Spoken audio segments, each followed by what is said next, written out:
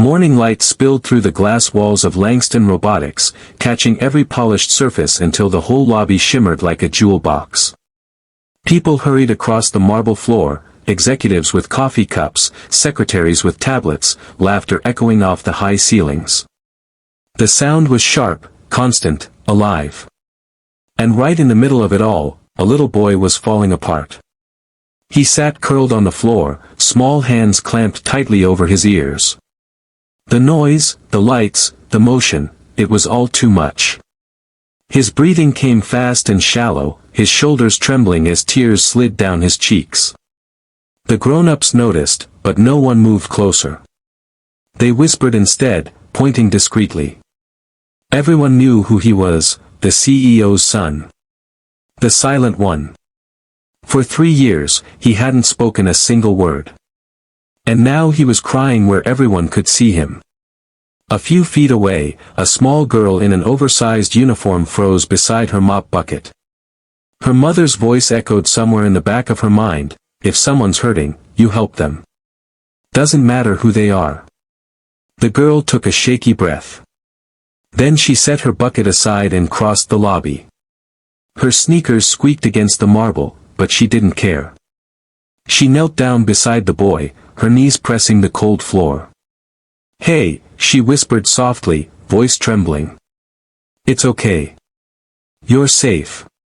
He flinched at first, curling tighter into himself.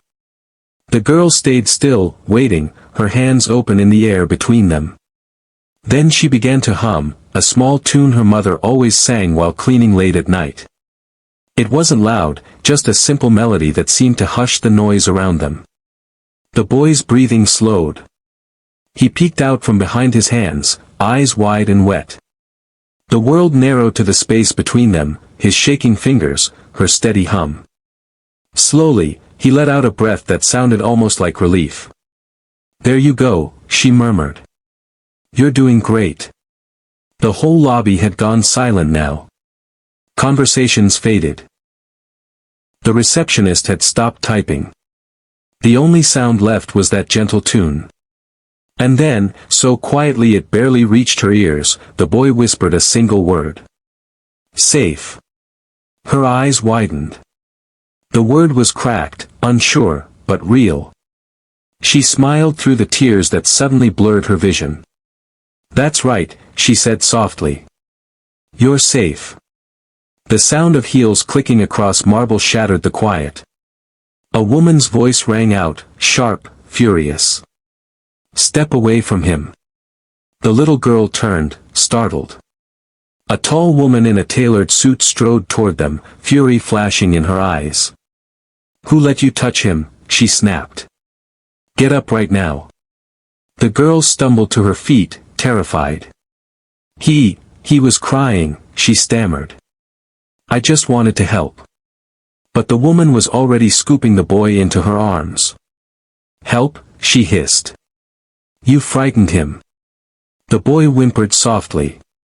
His tiny hand reached out toward the girl again, but the woman pulled him closer until his fingers fell back limp against her shoulder. The crowd began to whisper. 2 security guards appeared near the elevators. The little girl's heart pounded so loud it filled her ears. Then, from somewhere above, a deep voice cut through the chaos. "Enough." Everyone froze. The man coming down the staircase was tall, dark suit immaculate, his expression unreadable. The noise of the lobby seemed to fade around him. He reached the bottom step and stopped beside the woman, looking down at his son. The child lifted his head, lips trembling. A sound came out, barely more than a breath. "Safe." The man's composure cracked. His eyes widened, and for a moment he just stared at his son, disbelieving. Then his voice broke, quieter now. He spoke. The woman blinked. "That's impossible. He hasn't said a word in 3 years," he finished, still staring at the boy. 3 years of silence. His gaze finally shifted to the girl standing a few feet away, small, frightened, and holding her hands close to her chest. Something softened in his face.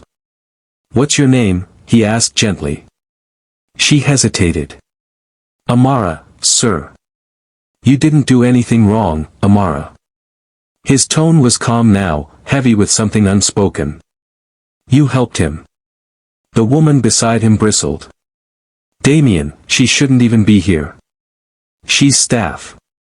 She's the only one who saw a child, not a problem, he said quietly. That's worth more than all this. He looked down at his son again, who had gone quiet, eyes still following the little girl. Then he lifted him into his arms. Before turning away, he met her gaze once more. Thank you. Amara couldn't find her voice. She nodded quickly, tears glinting in her eyes as the man carried his son toward the elevator. The crowd began to move again, whispering behind their hands. The hum of the building returned, polite, distant, sterile. A woman's panicked voice called from across the lobby. Amara. Her mother came rushing toward her, still holding a cleaning rag. Baby, what did you do? I didn't do anything, Amara said, voice small. He was crying, Mama. I only wanted to help. Her mother sighed, half angry, half afraid.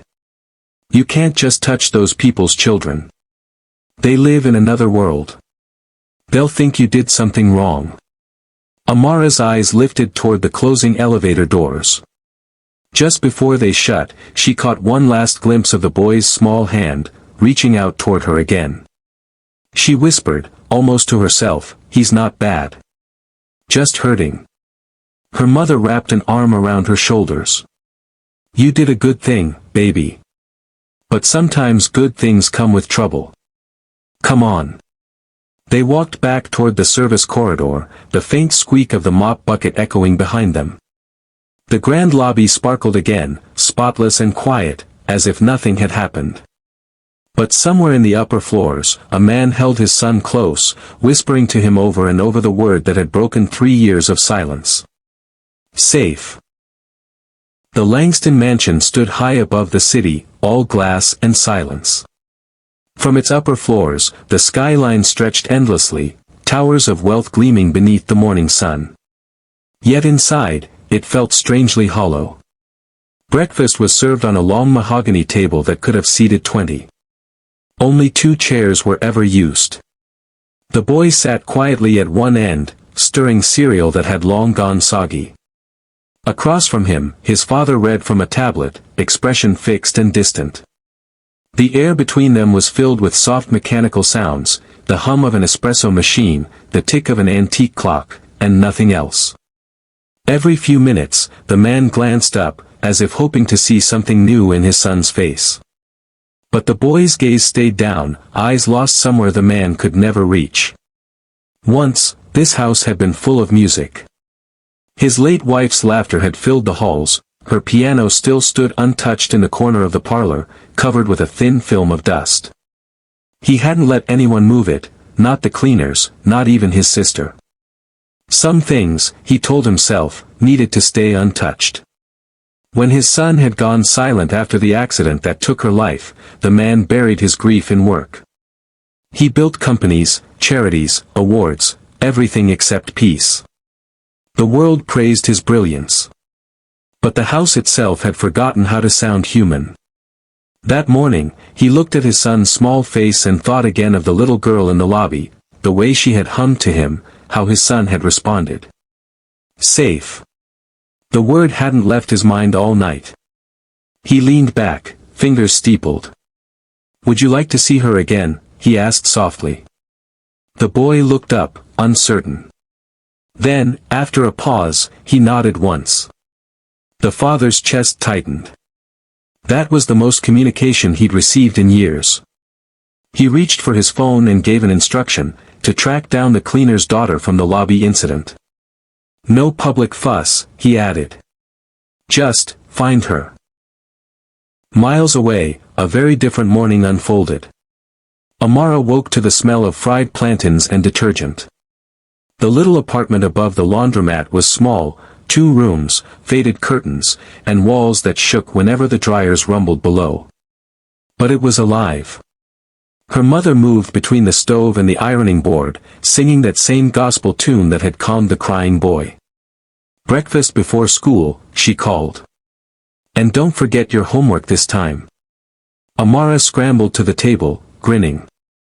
"I didn't forget. I just, temporarily misplaced it yesterday." Her mother laughed softly, setting a plate down.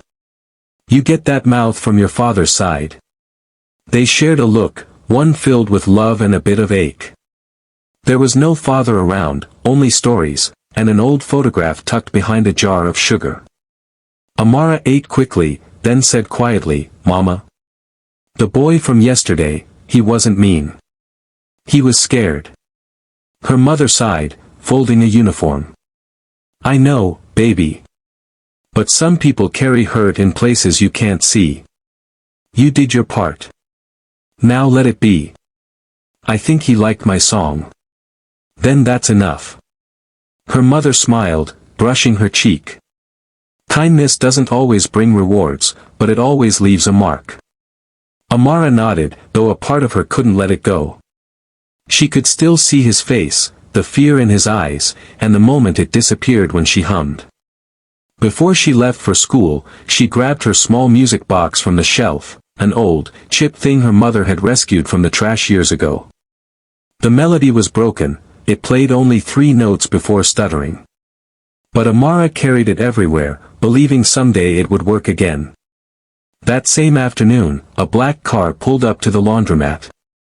Its tinted windows gleamed against the cracked sidewalk. A tall man in a suit stepped out, holding an envelope. "Renee James?" he asked. Her mother froze. "Yes. Mr. Langston has requested your presence tomorrow morning. You and your daughter. It's about a new scholarship program for employee families." Amara peeked from behind the doorway. Her mother's eyes flicked between the letter and the man's calm face. "Scholarship?" she repeated, cautious. The man nodded. "For gifted children. Mr. Langston said your daughter caught his attention." Amara's heart leapt. She tried to hide her smile, but it burst through anyway. Her mother's brow furrowed, suspicion, pride, worry all tangled together. When the car drove away, she sank into a chair. "Rich folks don't give things for free," she muttered. "But Mama, he remembered me." "That's what scares me," her mother whispered. The next morning, the Langston mansion seemed even larger up close. Amara had never seen so much glass in one place. The air smelled faintly of roses and metal. Her mother's hand stayed tight on her shoulders as they stepped through the front gates. Inside, the boy was waiting. He stood by the grand staircase, clutching a small toy in his hand. When he saw Amara, his eyes lit up, a quick, bright spark that melted every wall around him. He walked straight to her, shy but certain. "Song," he murmured. Amara smiled. "You remembered." The father stood nearby, watching quietly.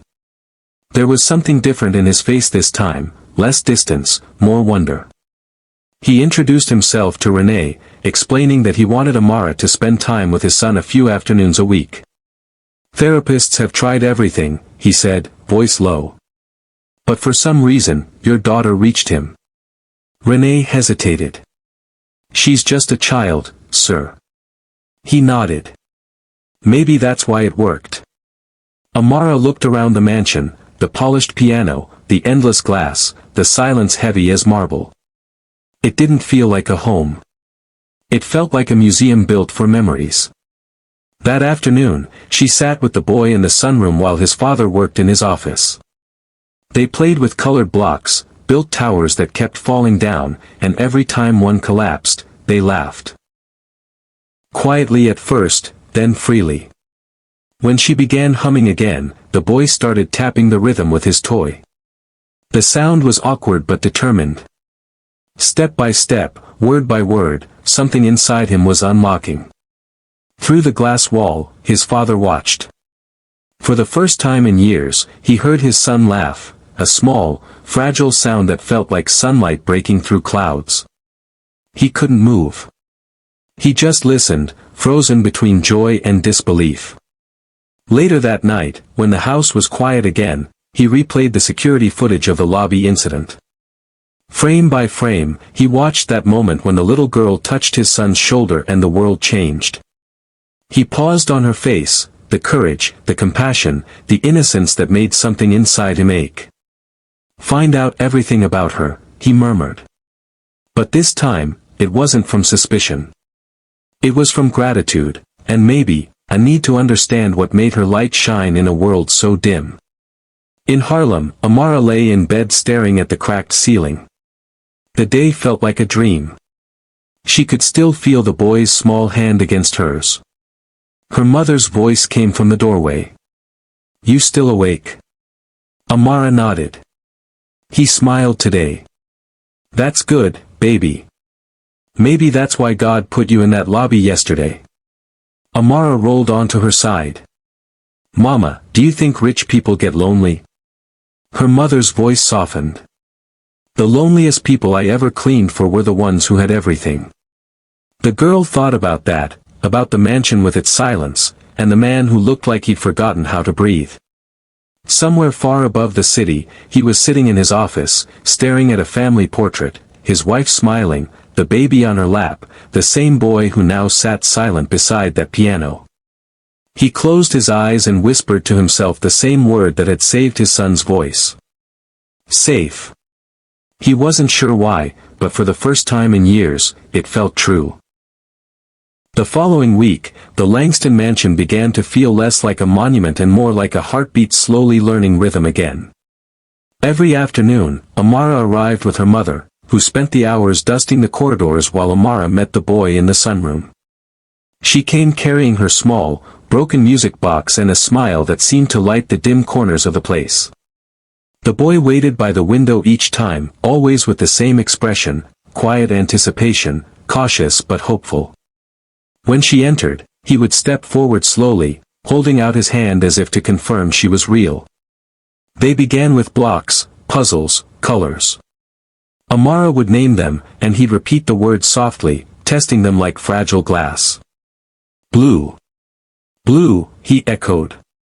Red. Red.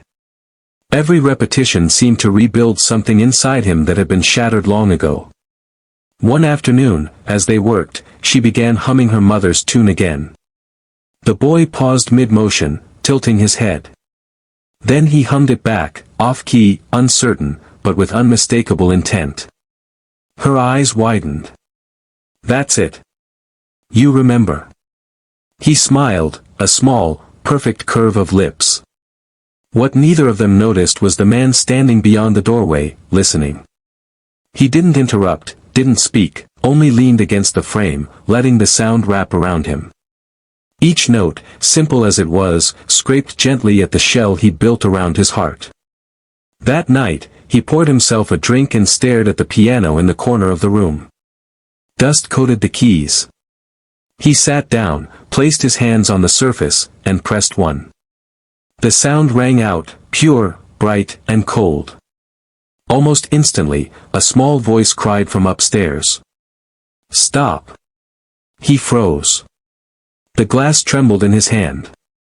A moment later, the boy burst into the doorway, trembling, hands over his ears, eyes wide with terror. The man dropped to his knees. Eli, it's me. It's just a note. But the boy was shaking, repeating the same words through tears. Stop it, stop it, stop it. Footsteps rushed in, Amara's. She ran past the servants, straight toward the boy, kneeling beside him. Hey, hey, it's okay, she whispered, touching his arm. It's just music. You're safe, remember. The boy buried his face against her shoulder. Gradually, the trembling eased. When he finally calmed, the man realized something: the child hadn't run to him. He had run to her. The next morning, while his son was at therapy, he called the household staff into the office. What happened the night my wife died? He asked abruptly. They exchanged looks, startled. Sir, we were told never to speak of it. I'm asking you now. A long silence followed. Finally, the butler cleared his throat. She was playing the piano that night, sir. The boy was beside her. The chandelier cord snapped. It fell before anyone could reach them. The man's eyes darkened. He saw it happen. Yes, sir. He wouldn't stop screaming for days. He dismissed them, closing the door behind him. The walls felt smaller suddenly, heavier. Later that week, Amara wandered into the library while looking for crayons. The room smelled faintly of cedar and old books. Sunlight fell through the tall windows, catching the dust like gold. On one shelf, a silver-framed photo caught her eye, the boy as a baby, cradled in a woman's arms. The same woman who appeared in every other photo around the house, always smiling, always near the piano. She turned the frame over. Someone had scratched a name into the back, Margaret Langston. Next to the picture was a small wooden box, its surface cracked with age. She lifted the lid carefully. Inside lay a brooch shaped like a bird, and beneath it, a folded note. She didn't mean to pry, but curiosity was stronger than fear. She opened it. The handwriting was delicate, slanted. For Eli, when he's ready to remember. She blinked, reading the words twice. Then she closed the box quickly and put it back where she found it, her heart pounding. That evening, the father found her sitting with his son again in the garden, both of them surrounded by paper cranes. The boy had discovered origami that afternoon and decided each fold was a word without sound. Amara had joined in, laughing when the wind stole a few away. The man watched for a while before speaking. You seem to understand him better than anyone. She looked up. He doesn't like loud things. But he likes songs. Not from the piano, from people. Her honesty caught him off guard. Songs from people, he repeated, as if trying to taste the meaning. She nodded. My mama says some hearts are too quiet to be fixed with noise. You have to listen close. He said nothing. But her words lingered long after she left. That night, he found himself sitting again at the piano, hands hovering above the keys. He didn't play. Instead, he pressed the record button on his phone and whispered to the dark, I'm listening. The following week, a woman came to the mansion, the boy's therapist, tall and meticulously dressed. She carried a clipboard, her smile practiced. How's our patient doing? She asked. The man replied, better. He's speaking again. Laughing, even. The woman frowned slightly. That's unusual. I haven't changed his treatment. He nodded. No, but someone else has. When she saw Amara through the glass doors, the woman's eyes narrowed. You're letting a child interfere with therapy. She's helping him more than anyone ever has, he said firmly. The therapist forced a smile, but her knuckles tightened around the clipboard. Amara didn't notice. She was too busy helping the boy build a tower of cups.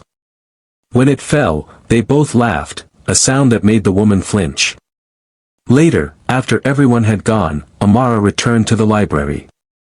Something about that wooden box still pulled at her. She wanted to understand why the piano terrified him, why everyone avoided speaking of his mother. But when she reached the shelf, the box was gone. Instead, she found something else, a small device half hidden beneath the rug. It looked like a recorder, the kind used in classrooms. Out of curiosity, she pressed the play button. Static. Then a voice, cold, sharp, female. Every time he hears the piano, he remembers. Keep him away from it. He must forget. Do you understand? Another voice, the therapist's, faintly. Yes, ma'am. Amara's blood ran cold. She turned off the recorder and shoved it into her pocket. For the first time, she felt afraid of the house. That night, she told her mother everything. They sat together at the kitchen table, the old fan whirring above them. Her mother's face paled. Baby, you can't get mixed up in rich folks' secrets. That's dangerous.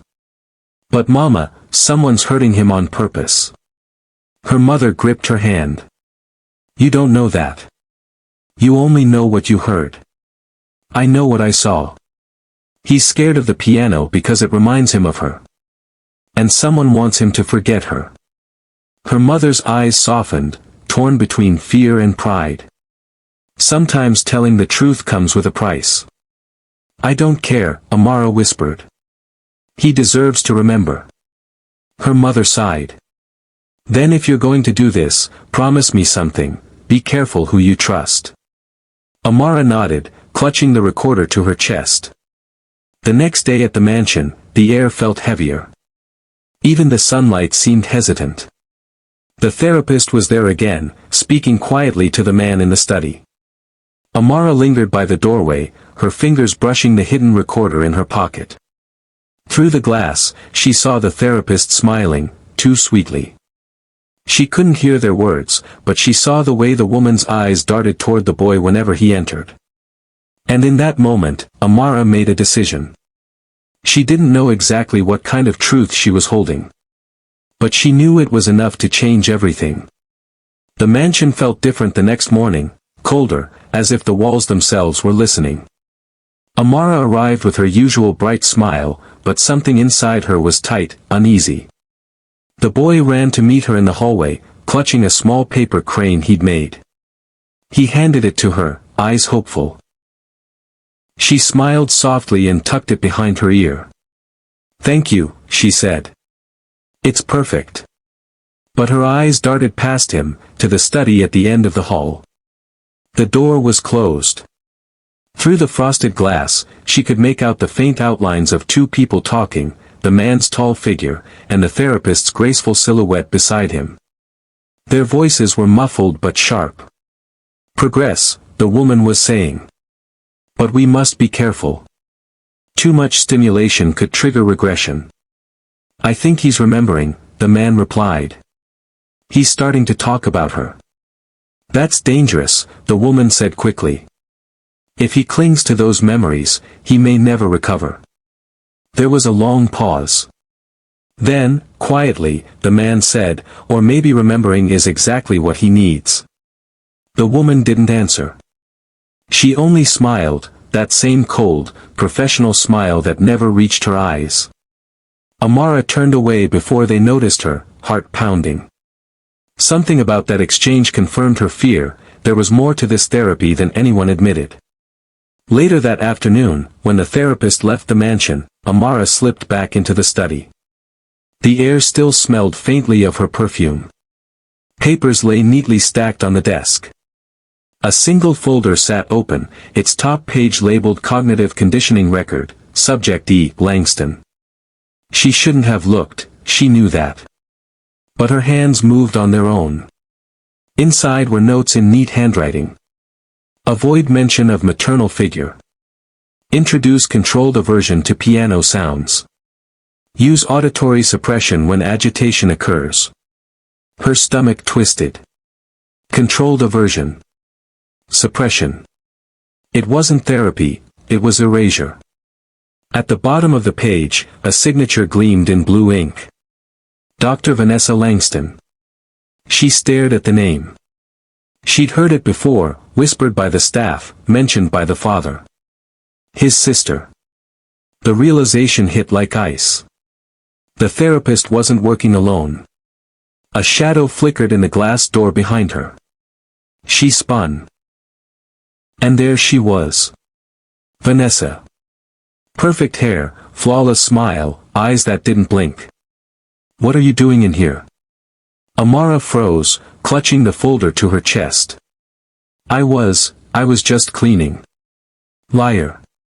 Vanessa's voice was soft, but venomous. You've been snooping. Amara stepped back.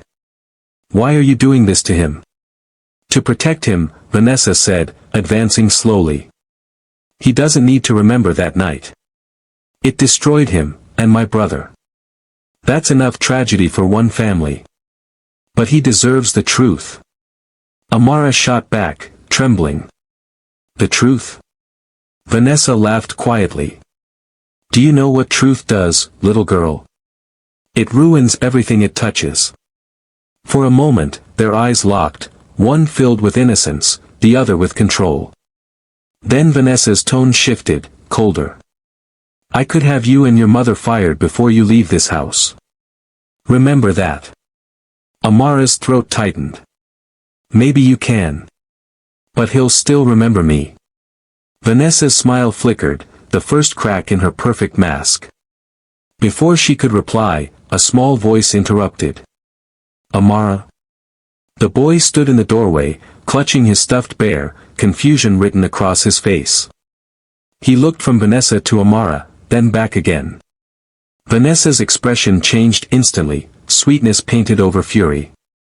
Oh, sweetheart. We were just talking. But the boy's eyes had gone to the folder in Amara's hands. Recognition flickered. He stepped forward and whispered something she almost didn't catch. Bad doctor. Vanessa's smile faltered. Eli, honey, don't. But the boy backed away, clutching Amara's hand. Don't hurt her, he said louder this time. Vanessa's voice snapped. Enough. The man's voice thundered from the hallway before she could say another word. Enough what? He stood there, gaze hard as glass. Vanessa froze. The silence between them was heavy, brittle. Amara's heart raced. She didn't move. What's going on? He demanded. Vanessa hesitated, then straightened. Your little prodigy was trespassing in private files. I caught her stealing information. That's not true. Amara blurted out. She's been making him forget on purpose, her and the doctor. Damien, she's lying, Vanessa said quickly, voice trembling just enough to sound convincing. She's a child. You can't believe her. But the boy tugged on his father's sleeve, holding out the folder. His voice cracked as he spoke, each word like a stone pulled from deep inside him. She hurt me. Time stopped. The man's face went pale. Slowly, he took the folder from his son's hands, opening it. His eyes scanned the notes, the signature. His jaw tightened. Vanessa tried to speak, but no sound came out. You made him forget her.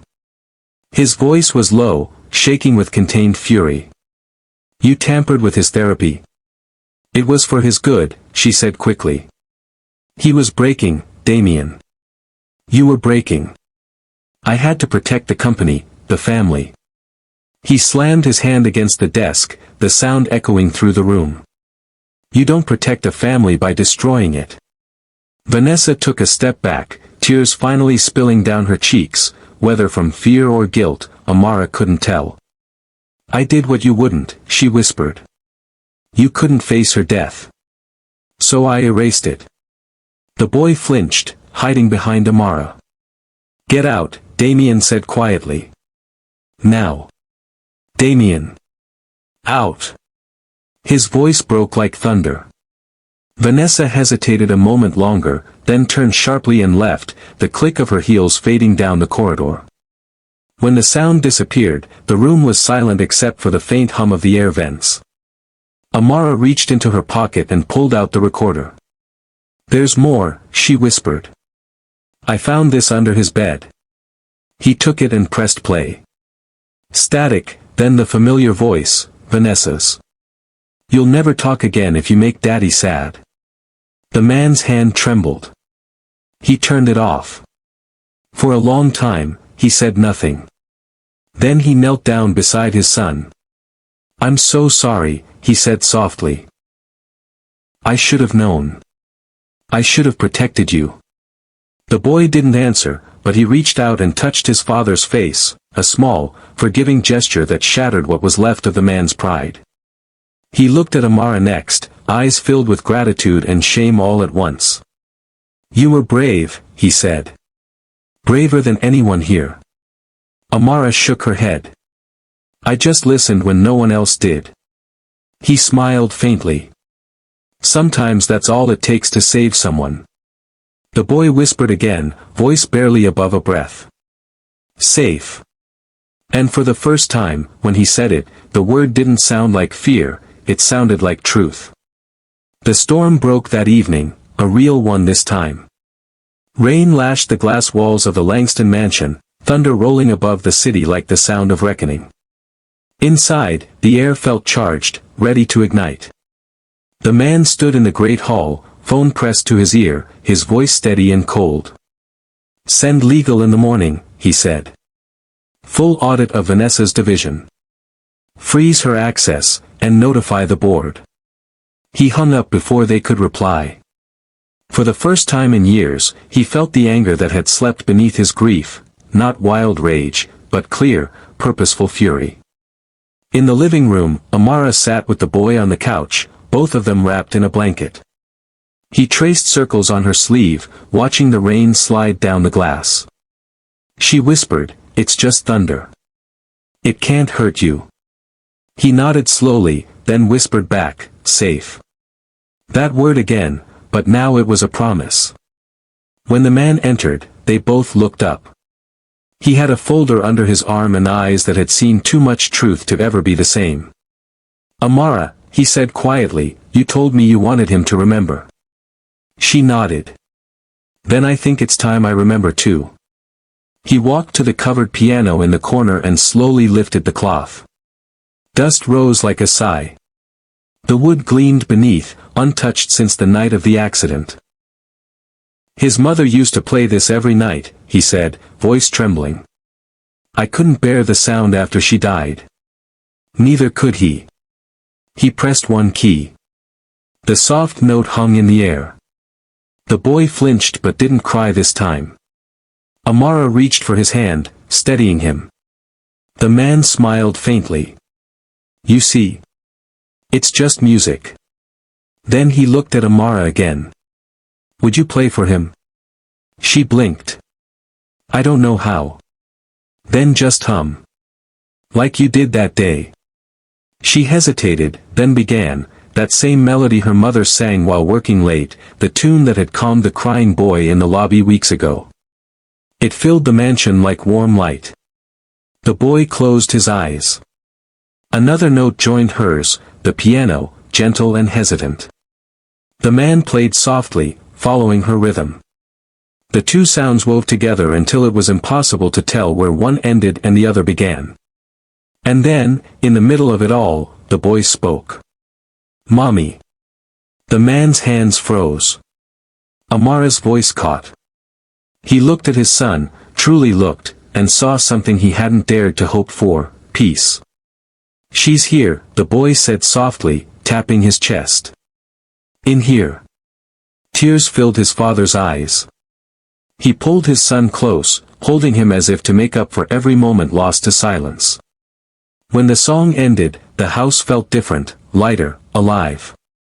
The next morning, news spread quickly. The board had voted to remove Vanessa permanently. Legal teams moved quietly but decisively. The man didn't gloat. He only told them, some things are worth more than profits. He spent the rest of the day with his son, building towers from blocks, painting messy pictures on the floor, laughing when the colors smeared. Amara joined in, her laughter echoing through the mansion until even the servants smiled. Later, he found Renee in the kitchen, wiping down counters she no longer had to clean. "You've raised a remarkable daughter," he said. Renee smiled shyly. "She's got a stubborn heart. Never learned when to stop caring." "Don't let her lose that," he said softly. When he turned to leave, she called after him. "You know, Mr. Langston, humility looks good on you." He paused at the doorway, and for the first time, he laughed, quietly, genuinely. That evening, the man gathered everyone in the foyer. The rain had stopped, sunlight broke through the clouds, spilling across the marble floor. "I built this house," he said, "to prove I could protect what I loved. But walls don't keep pain out, they trap it inside." He looked at Amara and his son standing side by side. "It took a child with nothing to remind me of everything that matters." He reached into his pocket and pulled out a small velvet box. Inside was the brooch Amara had once seen in the library, the tiny bird that belonged to his late wife. He handed it to Amara. She used to say this bird was a symbol of courage. I think it belongs to you now. Her eyes widened. I can't take this. You already did, he said, smiling. The moment you walked into that lobby. The staff clapped softly, some wiping tears. The boy clutched her hand, beaming. For a long moment, the mansion was filled not with noise, but with life, laughter, voices, music from the reopened piano. The man felt something he hadn't felt in years, humility, pure and freeing. He had thought power made him strong. But it was kindness, a poor child's simple act of care, that made him whole. That night, when the house grew quiet again, Amara and her mother prepared to leave. The man met them at the door. I've arranged a scholarship, he said. For her education. Wherever she wants to study. Renee's voice trembled. Sir, that's too much. It's not enough, he replied. You gave me my son back. Amara looked up at him. Will he be okay? He smiled. He will. Because he finally knows he's not alone. As they stepped outside, the boy ran after them, barefoot, holding something in his hand, her little paper crane. He pressed it into her palm. Keep safe, he whispered. She hugged him tight, tears stinging her eyes. Always. When they were gone, the man stood in the doorway, watching the small figure disappear down the driveway hand in hand with her mother. The evening light glowed around them like a halo. Behind him, the piano waited. He sat down, hesitated, then began to play the melody she had hummed. The notes filled the house, gentle, alive, forgiving. Upstairs, his son listened, smiling in his sleep. For the first time since that terrible night, the mansion didn't feel haunted anymore. It felt healed. 2 weeks passed. The Langston mansion, once a silent monument of grief, now carried the hum of gentle noise, laughter in the halls, footsteps that didn't echo quite so hollowly, and the faint sound of piano keys finding their way back to music. The housekeeper had begun leaving the windows open during the day. Sunlight streamed in without fear of dust. Even the birds had started nesting again near the balcony, something they hadn't done in years. Every morning, the boy sat at the piano with his father beside him. Together they pressed a few keys, never more than a handful, never too loud. Each note was careful, tender. It was as if the music itself was relearning how to exist inside those walls. Sometimes, when they played, they would pause to listen, not to the sound of the piano, but to the laughter drifting in from the garden, where Amara chased butterflies or read her books beneath the shade of the magnolia tree. Her visits had become part of the household rhythm, expected, cherished. Even the staff greeted her like sunlight entering a room.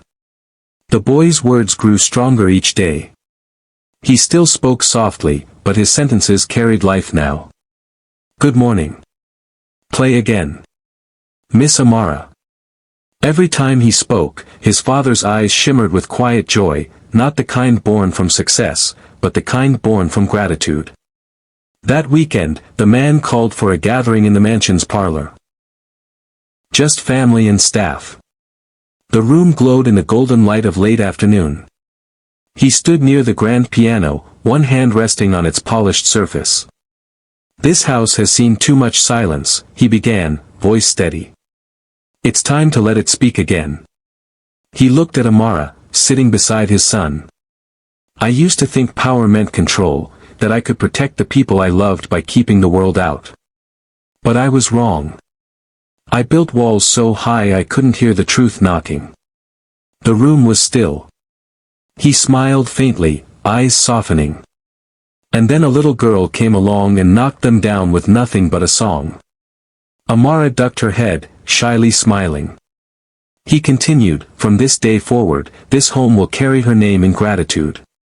The staff looked at one another in surprise. He gestured toward a framed certificate on the wall, the Amara Scholarship Fund, dedicated to voices that deserve to be heard.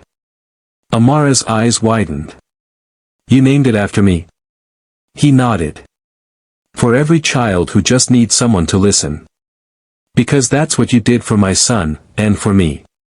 Her mother wiped her eyes quietly, proud and overwhelmed all at once. Thank you, sir, she whispered. He smiled. No, thank you. You raised her to be brave. Later that day, when the crowd had gone, Amara found herself alone in the music room.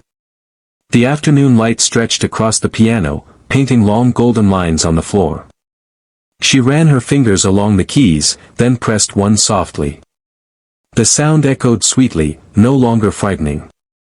The boy appeared beside her, holding his small music box, the one that had been broken for years. He placed it on the piano and turned the winder. It stuttered at first, then began to play, slow, cracked, imperfect. She smiled. You fixed it. He nodded proudly. With Daddy. She leaned closer. It's not perfect. Neither are we, he said, grinning. That made her laugh. You're getting wise now. He looked up, eyes bright. You taught me. Her laughter faded into quiet warmth. You taught me too. They sat together, listening to the little tune spin between them, a melody born from brokenness, now mended by love. That evening, she and her mother prepared to leave. The sky had turned soft and lilac, the city glowing beneath it. At the door, the man handed Renee a sealed envelope. It's for Amara's future, he said simply. Renee hesitated, eyes wide. Sir, this is.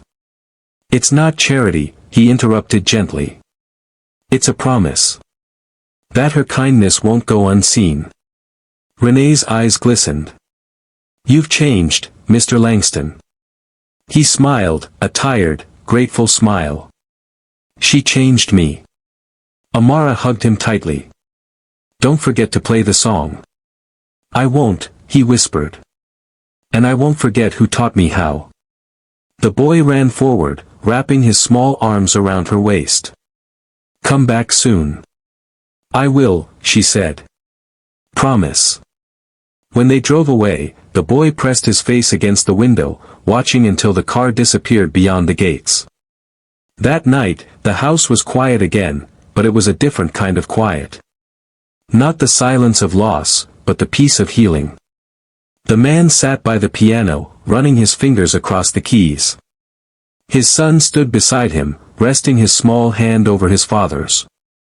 Together, they began to play the melody Amara had once hummed in the lobby, slow, soft, steady. Each note felt like forgiveness. As the tune filled the air, he closed his eyes and saw his wife, her smile, her warmth, her patience. For the first time, remembering didn't hurt. When the final note faded, he whispered, she'd be proud of you. His son smiled. And you too. The man laughed softly through tears. Maybe. They sat there until the room dimmed, the city lights shimmering beyond the windows. A week later, Amara received a letter on embossed paper. Dear Amara. You once told me some hearts are too quiet to be fixed with noise, you were right.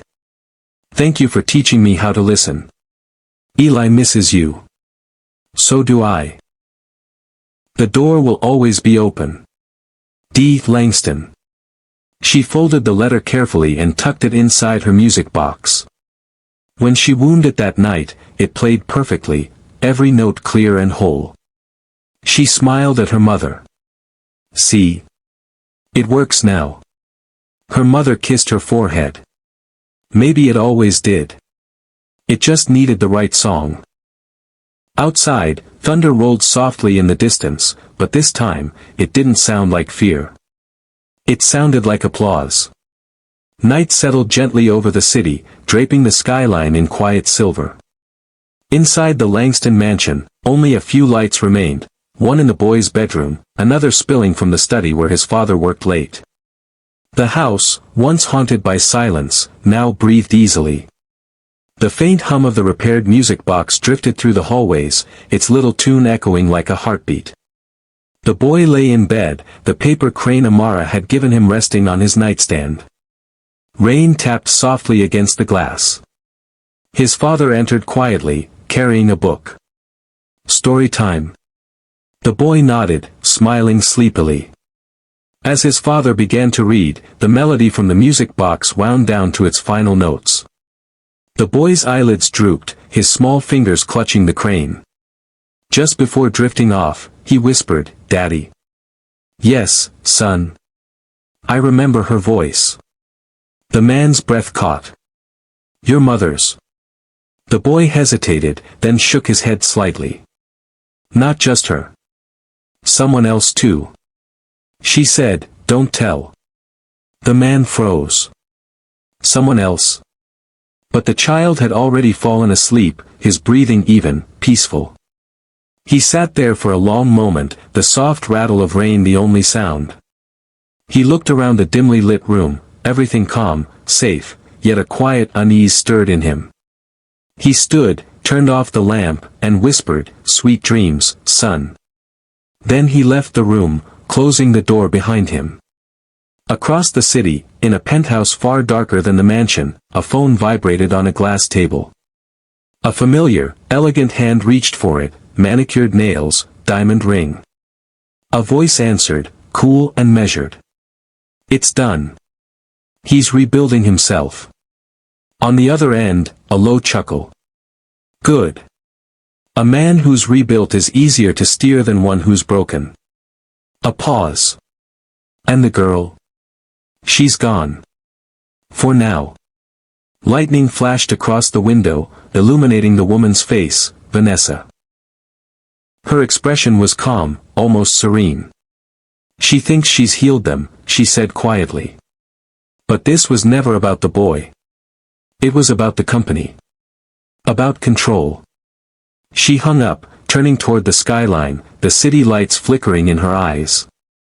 "And I always get control." Thunder rumbled, distant but growing. Miles away, Amara stood by her apartment window, holding the repaired music box. Its song played faintly against the sound of rain. She could almost feel the mansion breathing far across the city, could almost hear the piano's echo. Her mother called from the other room. "You coming to bed, sweetheart?" "In a minute." She looked out over the glowing cityscape. Somewhere out there, a family she'd helped heal was learning how to live again. But she couldn't shake a feeling that their story wasn't over. That there were still shadows lingering in those bright glass halls. She pressed the music box to her chest and whispered, "He's not alone anymore."